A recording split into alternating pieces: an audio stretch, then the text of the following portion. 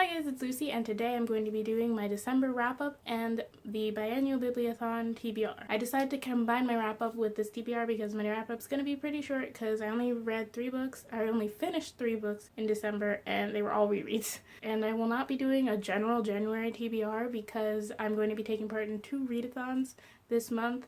So I'm going to just do TBRs for those 2 readathons, and anything I read in between will be from my December TBR that I made, like in the middle of December, because I definitely did not finish most of the books in that. I've been pretty ambitious, you know.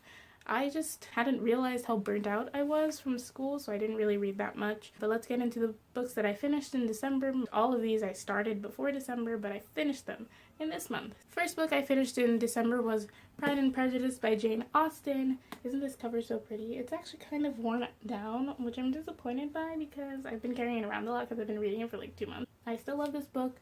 I loved it the first time I read it 2 years ago, and I wanted to see if that love continued because I recommend this to people as my favorite classic. And I'm like, it's been a while since I read it. Is it still my favorite? It is still my favorite. I really think Jane Austen has a way with words and a way with characters because her characters, I find, are just so fun to read about. Like, whether you like them or not, they're just fun to read about, especially in this. I love the whole family dynamic, especially the relationship that Lizzie had with her dad, and her dad's relationship to everyone else in the family was pretty funny, although a little sad, but it's funny. Next, I reread Illuminae by J. Kristoff and Amy Kaufman. You've heard me talk about this book many times. I have a whole review on this book. I read it at the beginning of last year, which is January 2016. This is now 2017. Isn't that weird? Oh, this is my first video of 2017. I forgot to mention that. So, Happy New Year, everybody. Back to this book. I reread it to prepare for Gemini, and I listened to this on audiobook, and the audiobook is really good. I do still recommend reading the physical book at least the first time, just because there's so many like pictures and things that you just can't get. Like with the audiobook, like the audiobook did a good job of like translating it, but like you would have never thought that it looked like this based on the audiobook, or read them both at the same time because the voices and everything, it's like a full cast. It's great. I don't know the individual members of the cast because I didn't look them up, but it's really good. I recommend the audiobook as well. And last but not least, I reread Harry Potter and the Sorcerer's Stone by J.K. Rowling, illustrated by Jim Kay. The second one just came out, so I have to get my hands on that one because this really put me in the mood to like reread the whole series, and I kind of want to reread Chamber of Secrets in the illustrated edition, but it's really expensive, so I don't know if I'm gonna get it. I just had such a good time. I forgot how much I loved these characters, and I forgot how mean Harry and Ron were to Hermione. Oh, I read this for the Holiday Booktubeathon, which I completely failed at, and I like vlogged it, but like it was not that great because I only had like 3 update videos because I kept forgetting that I was vlogging, and I kept forgetting that I was doing a readathon. So I'm not sure if I'm gonna put that up.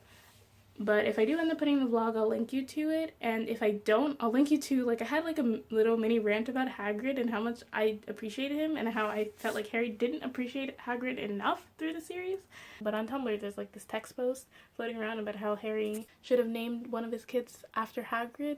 After reading this, just the first one, I'm like, that text post is so right. Before I was like, yeah, that text post is so right because it like listed the reasons. And then I read, like, this, and Hagrid is like the closest thing to like a father figure that Harry really has, especially in the first book. Like, he takes Harry shopping for his school things, like dad thing number 1. He invites Harry to tea all the time, and he brings his friends all the time. He like meets his friends. When Harry was in the hospital, he was like, oh, I made you this present, and then it was like a photo album of his parents, and that's the nicest thing that anyone has ever done for Harry. That's just in this one book, and then like Hagrid never changes.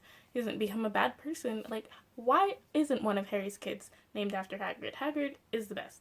And I'm not sure I mentioned this, but all 3 of those books got 5 stars for me. They got 5 stars the first time. Rereading them just increased my love for them, so 5 stars again.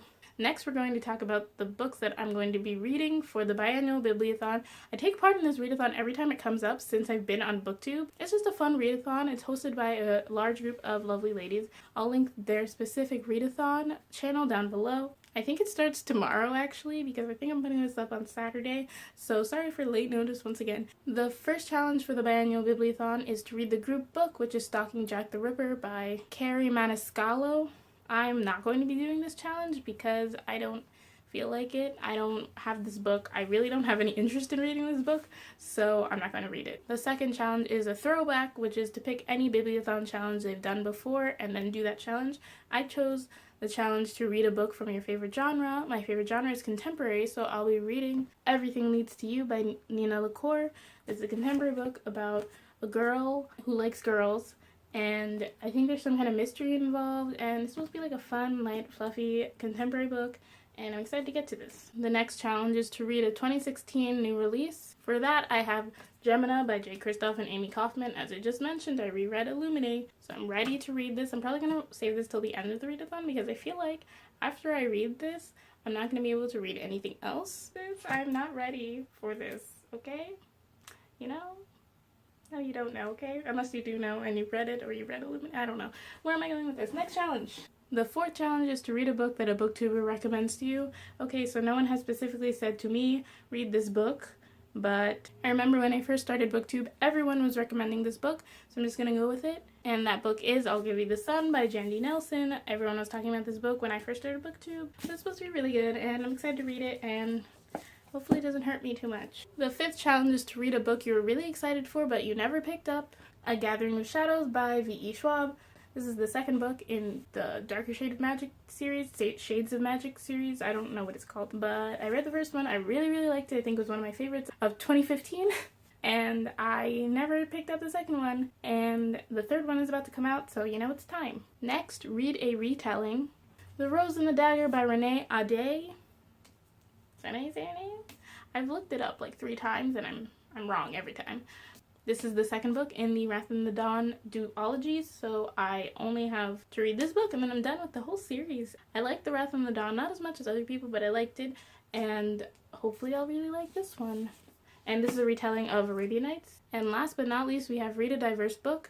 For this one, I will be reading More Happy Than Not by Adam Silvera. I've heard a lot of good things about this book, and he's also doing like a book signing thing for his release of his next book that I kind of want to go to, but I don't want to go if I haven't read his first book, so I have to do that, and I have to check the date on that because I'm not sure if I can go anymore, but we'll see. So those are all the books that I'm hoping to read for the Biannual Bibliothon.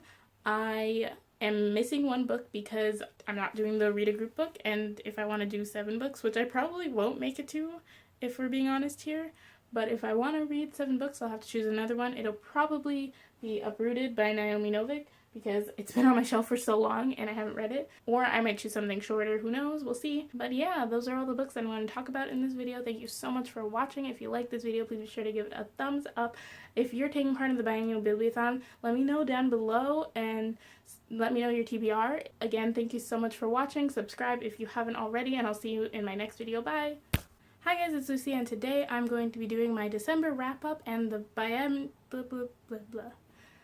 Plain, please stop. 6, read a retelling. Retelling?